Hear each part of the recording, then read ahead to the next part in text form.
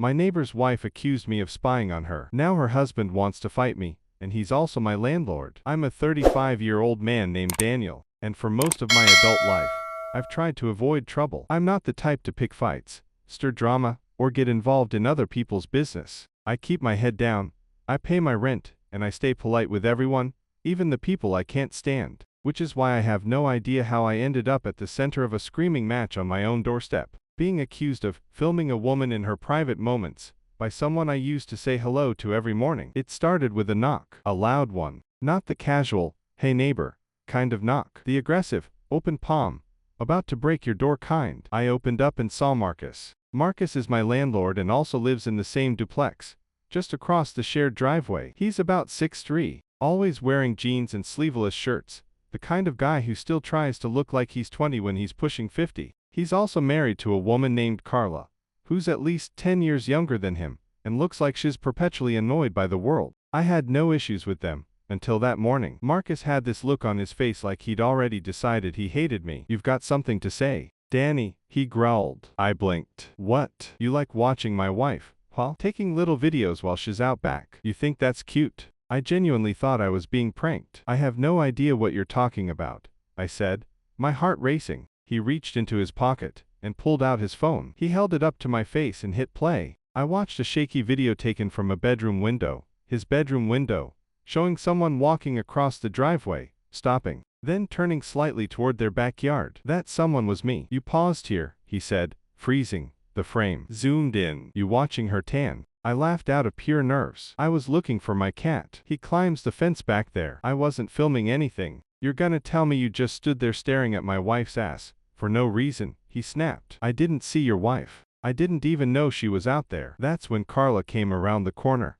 bathrobe on, cigarette in hand. Oh, cut the innocent crap, she spat. You've been watching me for weeks. I see your curtains move every time I go outside. I was stunned. No, you don't. That's not true. You know what, Daniel, she sneered. You're lucky Marcus didn't hit you. Next time, he won't ask. And just like that, they walked off. No explanation. No chance for me to defend myself. I stood in my doorway feeling like I'd just stepped into a nightmare. And it got worse. The next day, someone egged my car. The day after that, I got an email from Marcus. He was reconsidering the lease renewal. By Friday, 3 neighbors had stopped talking to me altogether. I was being socially executed, without proof, without a hearing, without even knowing how it started. I called my brother to vent. He told me to get a lawyer. But what would I say? Hey, I'm being falsely accused by my landlord/neighbor/psycho wife duo. I sounded paranoid just saying it out loud. Still, I started documenting everything. Dates,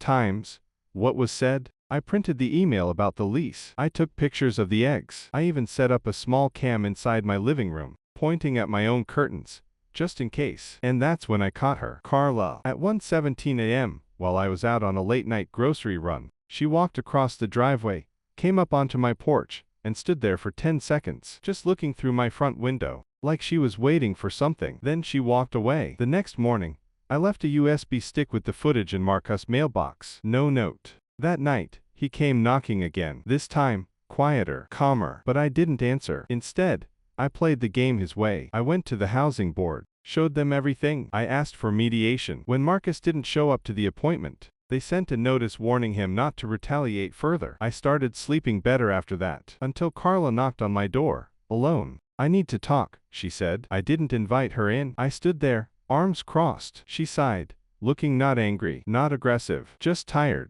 I'm sorry, she said. I lied. I stared at her. About what? All of it. I said nothing. I was mad, she whispered. You smiled at me once, and I thought you were flirting. Marcus was being distant. I don't know. I made up a story, and it got out of hand. I still said nothing. I didn't think he'd go this far, she added. He's not doing well. I don't even think he remembers what's real anymore. She looked down, then back at me. I just wanted to let you know before we move. I didn't ask where they were going. I didn't ask anything. I just nodded and closed the door. But even now, a month after they've left, I still don't open my curtains. I don't talk to new neighbors. I check the porch camera every night. Because the worst part isn't that I was falsely accused. It's that I started to believe I might be deserved it, just for smiling at the wrong person. I didn't talk to anyone for the rest of that week. I didn't go out unless I had to. No more friendly nods to the guy walking his dog at 7 a.m. No more small talk with the mailwoman. I just shrank. It's like something in me shut off the moment Carla confessed. You'd think her apology would bring me peace. It didn't. It made it worse, because now I knew it was all fake. The accusations, the outrage, the eggs on my car, the least threat, the social isolation, all of it, built on a lie, a weaponized lie. And it almost worked. I kept going back to her words.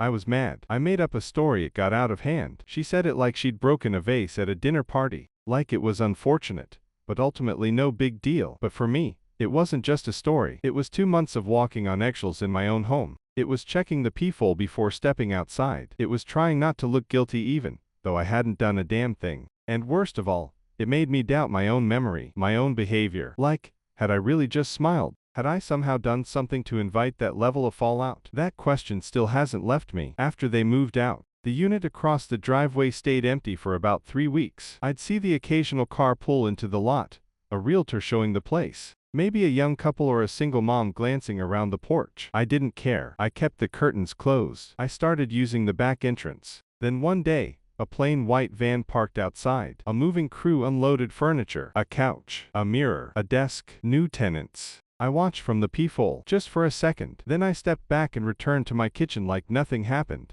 I'd already made my decision. I wasn't getting involved. No friendly welcomes, no introductions. Just keep my distance, live quietly, and wait out the lease. But the universe had other plans. 2 days after they moved in, I came home to find an envelope taped to my door. No name, just the word, "Sorry," written in thick black Sharpie. I opened it. Inside was a note on lined paper, written in careful block letters.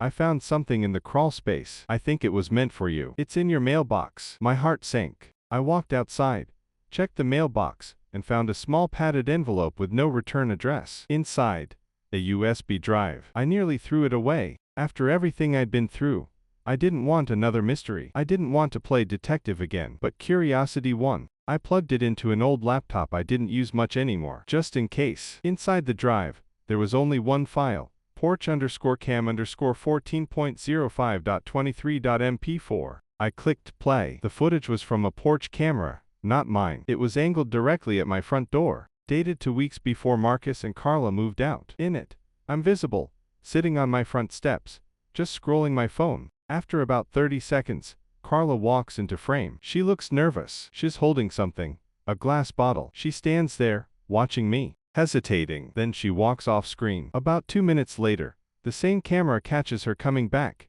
crouching low, and pouring something over the hood of my car. Then she steps back and takes out her phone. A flash, she took a picture. Then she walks back across the driveway. The file ends there. I sat frozen for a long time after watching it. I remembered that night. I thought the eggs were random. I'd even laughed about it later with my brother, saying it could have been teenagers or a prank. But no, it was her. It was deliberate. And she documented it, which meant either she wanted to remember it, or she wanted to show it to someone. I didn't know which idea scared me more. The next morning, I slid a note under the door of the new tenants. "Thanks for the envelope. Can we talk?" I signed it with just my first name. They texted me an hour later. Turns out, the guy's name is Julian. His girlfriend, Naomi, was the one who found the drive. Apparently, they were cleaning the crawl space under the porch, found an old showbox with random junk, receipts, some rusty screws, and the USB drive. She plugged it in, saw what was on it, and assumed it had something to do with me. She was right. Julian asked me if I wanted them to delete it. I said no. I asked if they could forward it to me, and they did. Then I thanked them and promised them I wouldn't involve them in anything unless absolutely necessary. But something was gnawing at me. Why was that drive under their porch? Carla had no reason to hide it. If she filmed herself egging my car, why would she stash the evidence under the floorboards? Unless she didn't know she was being filmed. Unless someone else had the camera. I started tracing angles, thinking through logistics. The footage had to come from a mounted security camera, and not mine, which meant someone else on our street, one of the neighbors, had a camera pointing at my porch the entire time, and never said a word. I started walking the block, casual-like, looking for doorbells, security cams, anything mounted above eye level. I counted 6 houses on the left side that had visible cameras, 3 across the street, 1 directly next to my unit, the one belonging to the Millers, an older couple, quiet, kept to themselves. I'd once helped Mr. Miller carry groceries up the stairs. They never got involved with neighborhood drama. That night, I slid another note, this time, into their mailbox. "Hi. I think one of your porch cameras caught something important a few weeks ago. I'm not asking for anything illegal, just hoping to talk. Daniel from Unit 4. I wasn't sure I'd get a response, but 2 days later, I found a small envelope in my own mailbox. Inside, a single sentence on a yellow sticky note.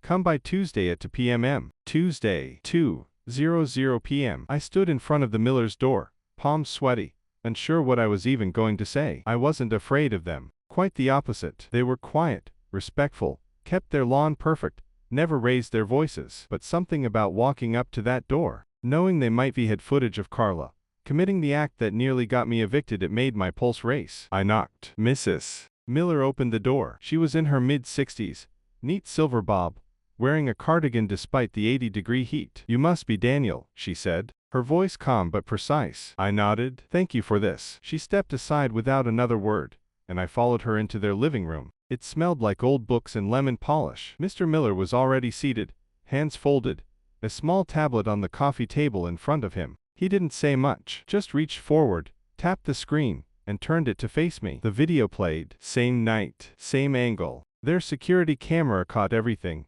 and more than I expected. It started with Carla crouched over my car, throwing something. Not just liquid. Eggs. 3 of them. She then reached into her pocket, and pulled out her phone, took a photo, and walked back toward her house. About 10 minutes later, Marcus came outside. He didn't look confused or surprised. He walked directly over to my car, bent down to inspect the hood, and took his own photo. Then he went inside. Then, a minute later he came back out, and placed a small envelope under my windshield wiper. I paused the video. What is that? I asked. Mr. Miller tapped a button and zoomed in. You couldn't read the writing, but it was clearly the same envelope I found the next morning. The one with no note, just the single word, pervert. My stomach dropped. That whole scene, the accusations, the anger, the threats, had been orchestrated. She made the mess. He documented it. And then they planted a note to frame me as a creep in the eyes of the neighborhood. It wasn't just heat of the moment rage. It was planned humiliation. I sat there, silent,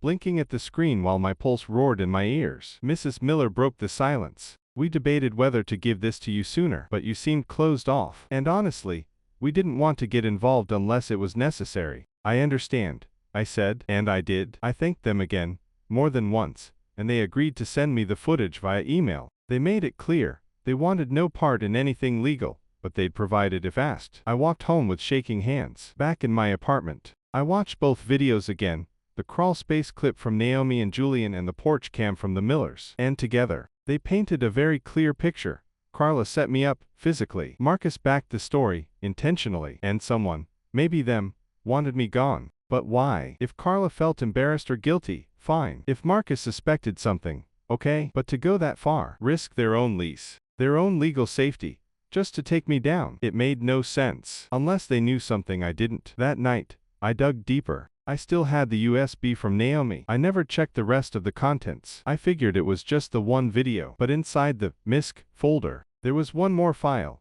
Audio_note_0 for .wav. I almost missed it. I opened it. It was short. Just over 30 seconds. Carla's voice. Clear. Slightly out of breath. Like she was pacing. If he says anything, I'll say he harassed me. I'll cry. I'll say he filmed me in my robe. Marcus will back it. He already agreed. I'll say he threatened me if I didn't come over that night. They'll believe me. Who wouldn't? Then silence. The file ends. I stood there, frozen. That wasn't just a plan. That was premeditated character assassination. I had a choice now. Sit on this. Let them disappear into whatever new town they crawled to. Or report it. Open it all back up. Risk it becoming messy again. But then I remembered something Carla had said when she came to my door. He's not doing well. I don't even think he remembers what's real anymore. Something about that line never sat right with me. So I searched Marcus' name online. Not on Facebook. Not Instagram. I mean real searches. Background check tools. Local news archives. Public court databases. And there it was. 3 towns back. A sealed restraining order filed under a different woman's name. 10 years ago. Charges dropped. No further action. But the accusation. Unlawful surveillance, threats, coercion. My blood ran cold. Was this just a replay of an old pattern? Was Carla his next victim, or his partner in it? Or both? I sat in my dark living room long after midnight, the glow of my laptop screen bouncing off the walls like a spotlight. My heart was pounding. I had every piece in front of me, video evidence, an audio confession, And now this old restraining order buried in public records. It was under a woman named Sophie L. Mendez, filed in 2013, in a town about 40 miles from here. The court record didn't show details, just the basic complaint summary, but that was enough. Unlawful surveillance, threats, coercion, and the name of the respondent, Marcus Edwin Keller, my landlord, my neighbor, the man who stood in my doorway with his veins bulging and spit flying, accusing me of being a pervert. He'd done this before. I couldn't sleep. I just kept thinking, what if I hadn't had neighbors with cameras? What if Julian and Naomi hadn't moved in? What if the Millers hadn't trusted me enough to share what they saw? What if this had worked? I'd have been evicted, labeled, maybe even investigated. Worse, I might have started believing that I did something wrong, just like I almost had. And I realized something terrifying. This wasn't about me. It was about control. It had always been about control. I didn't know the full story between Marcus and Carla, but something was off. Either she'd been brainwashed, or she'd become his accomplice. And now that I had evidence, real, time-stamped, verified proof, I had a responsibility, not just to myself, but to whoever came next. The next day, I requested a formal meeting with the Landlords Association. Marcus wasn't just my neighbor, he managed several duplexes across town. I wasn't the only tenant. If he had a pattern, it might not stop with me. I also made an anonymous tip to a local legal support group. I attached the videos, the audio file, and a short summary. I didn't sign my name. I just couldn't handle it being about me again. But the real confrontation was still coming, because 3 days later, I got a letter in the mail. Not typed. Not from any official source. Just a handwritten note in all caps. I know what you did. You're making a mistake. Stop. No signature. No return address. Inside was a printed screenshot. A photo of me walking up the Miller steps. Someone was watching me. Someone wanted me to stop. I reported the letter to the police. They took it seriously, surprisingly. An officer came by to take a statement. I gave him everything, including the envelope. He said there wasn't much they could do without more context, but he'd file it as a harassment incident. He also said something I didn't expect. You're not the first person on this street to file something weird against the Kellers. You just might be the first with receipts. That word, receipts, stuck with me, because I did have them. But I wasn't sure what to do with them anymore. Carla and Marcus were gone, moved out, maybe out of state. The videos wouldn't change. What happened? The letter proved someone was still watching me, yes. But who? Marcus, Carla, someone they dragged into their drama. Then something happened that made it even murkier. Julian knocked on my door. He looked pale, nervous. Hey man, he said. Sorry to bother you, but something weird happened. I stepped aside. What's going on? He pulled out his phone, opened his messages. Naomi got this last night. From a number she doesn't know. Just one message. He showed me. You Sholvey kept that drive in the crawl space. No name, no follow-up, no context. Just a threat. At this point, I realized something critical. This wasn't over. They might be moved out, but they didn't let go. They were still playing the game, still trying to scare people into silence. But they'd underestimated one thing. I wasn't afraid anymore. So I called a journalist. Not a big name, not a flashy outlet. Just someone I knew through a friend of a friend. A freelancer who wrote about housing scams and landlord abuse cases. I sent her everything. We spoke for 2 hours. I walked her through the timeline, the setup, the videos, the audio, the threats. And for the first time since this all started, someone actually listened. Not just nodded, not just filed, not just took a statement. Listened. She promised to dig deeper. A week later, I got an email. There's a second restraining order, filed in 2017. Another woman, same pattern. Marcus Keller. Sealed, but confirmed. This wasn't a one-time thing. This wasn't even a two-time thing. Marcus was a predator. And maybe Carla wasn't just a pawn. Maybe she was recruiting. The journalist's name was Erin Velasquez. She wasn't a headline chaser. She wasn't after clicks or drama. She was methodical, calm, and obsessed with truth in a way that made me uncomfortable at first, like she saw more than I was telling her. The second restraining order she uncovered was like a mirror of the first, filed in another town, 2017. Same accusations, threats, manipulation, surveillance. Same end, sealed, withdrawn, no charges. 2 women, same man, same story. Except this time, there were whispers online. Erin found a message board thread, buried on an old tenant support forum, an anonymous post from someone describing a landlord who had a habit of targeting single women and weaponizing accusations. No names. But Erin was convinced. This is a pattern, she said. You're the outlier, Daniel, because you're a man. That's why he used the pervert angle instead of emotional pressure. But it's the same setup. I didn't want to believe it. But she was right. The fake letter, the planted egging, the false accusation. It was a performance, and I was the latest unwilling actor. But here's the part that really messed with my head. Carla was involved, not just enabling him, playing her part. It made me sick. Naomi and Julian moved out a few days after that threatening message. They said they needed to be closer to work, but I knew. I could see it in their eyes. They didn't want to be near this anymore. I didn't blame them. After they left, I walked back into silence. Same porch, same hallway, but now emptier. I checked the cameras every night. Nothing. Until a Thursday evening, 9:47 p.m. I was brushing my teeth when I got a motion alert on my porch camera. Someone was standing just outside the frame. I opened the app. Carla, hair tied back, hoodie, standing near the sidewalk, just far enough to not trigger the doorbell, but close enough to be seen. She looked straight into the lens, stayed there for about 10 seconds, then turned and walked away. No message, no knock, just that. I called Erin. She told me not to confront her. She wants a reaction, she said. She wants to pull you back in. Instead, we filed a formal police report, with the footage. I showed them everything. The videos, the old restraining orders, the anonymous notes, even Rin's findings. The officer took it all seriously, more seriously than I expected. He told me this could qualify as patterned harassment, maybe even retaliation through intimidation, depending on how deep it went. He asked if I wanted a temporary restraining order. I said yes. That weekend, I got a call from an unlisted number. I didn't pick up. Voicemail came in. Marcus' voice. You really think you're the first to pull this stunt? Go ahead. Play the victim. I've seen guys like you. You'll bury yourself. I saved the message, forwarded it to the officer. By Tuesday, I had an emergency court date. The judge listened quietly for 40 minutes. Erin submitted her findings. I submitted the footage. The officer who took my statement backed me up. Carla didn't show. Neither did Marcus. I was granted a temporary protection order. They couldn't come within 100 feet of me, my home, or my workplace. Violating it would lead to immediate arrest. And yet it didn't feel like victory. It felt like breathing through a straw, because I kept wondering, why did they really do all of this? What was the actual endgame? I understood the power dynamic. I understood the manipulation. But why the effort? Why not just evict me like any normal shitty landlord? What were they protecting?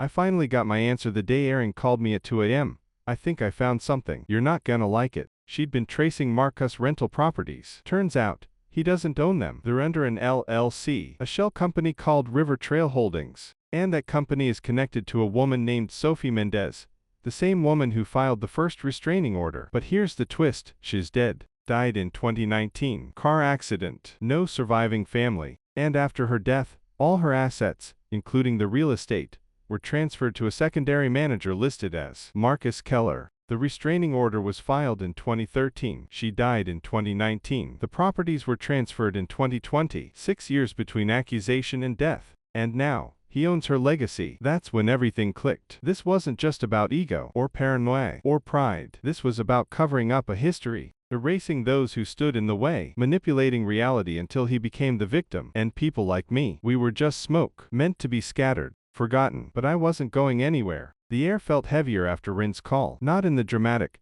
cinematic way, where everything goes quiet before a storm. No, it was subtler than that. The kind of heavy, where your heart beats slower, like it's calculating the risk before every move, where you lock your door twice, even though you already know it's locked. Marcus wasn't just some angry landlord with a fragile ego. He was a manipulator with history, with a body trail of ruined reputations, sealed court records, and, maybe, one woman who didn't live long enough to speak up again. And now he had reason to come back, because I wasn't staying quiet. Rin's article went live 2 weeks later. It was long, detailed, and terrifyingly neutral.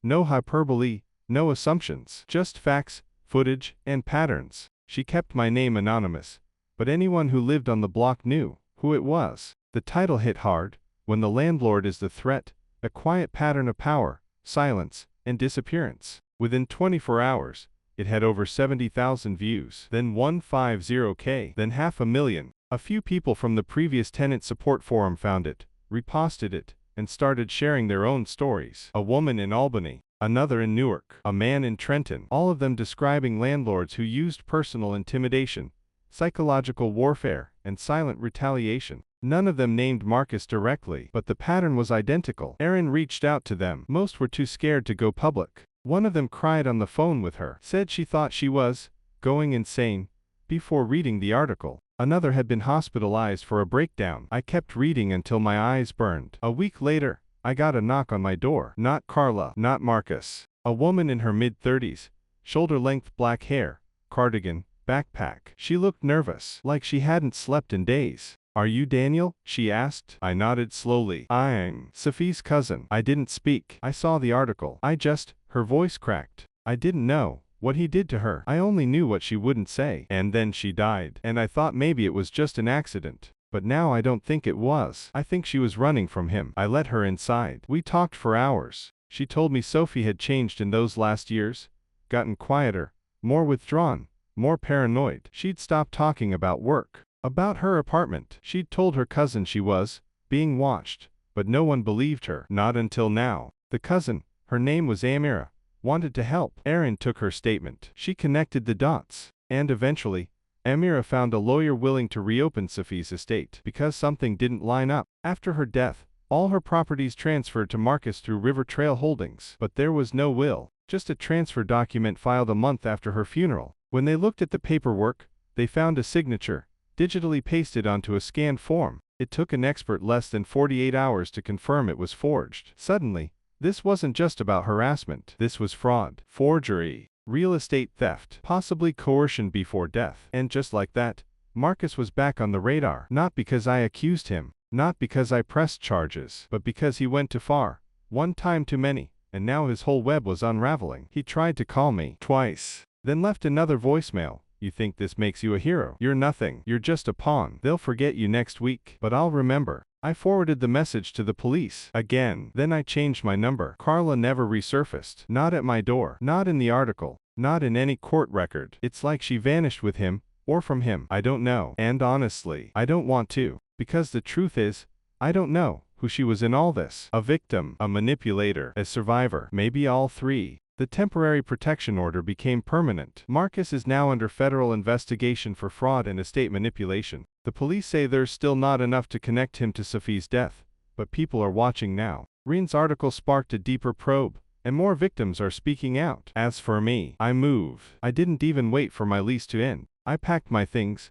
sold most of my furniture, and left that duplex behind without ever looking back. I couldn't breathe there anymore. The walls felt like witnesses. The doormat felt like a warning. I found a smaller place in another part of the city. No shared driveway. No neighbors watching from behind blinds. No whispers. Just quiet. But it doesn't feel like peace. Not yet. Because some nights, I still dream of Marcus standing on my porch. Not angry. Not yelling. Just smiling. Like he's already rewriting the story. And I still don't know what scares me more. That he'll come back or that no one else will believe me again. Follow me for more stories.